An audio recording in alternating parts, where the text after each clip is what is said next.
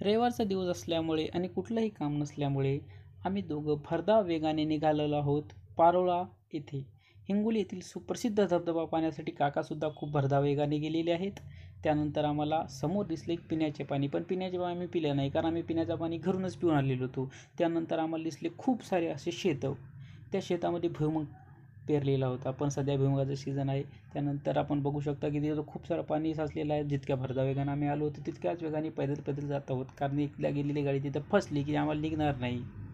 त्यानंतर आम्ही समोर निघू, आम्हाला भेटला पारोळा धबधबा. आम्हाला जितकं वाटलं तितकं पाणी खूप सारं असणार, पण तिथं पाणी कुठलंही नव्हतं. त्यानंतर आम्ही बघितलं की माशाने नेमकं दात घासलेले होते, त्यांचं ब्रश कोलगेट हे तिथं सांडलेलं होतं. आम्ही दात घासले नव्हते, पण माशांनी दात घासून बघा किती स्वच्छ आणि पांढरे शुभ्र दात त्यांचे दिसत आहेत. त्यानंतर आम्ही समोर दिसल्यावर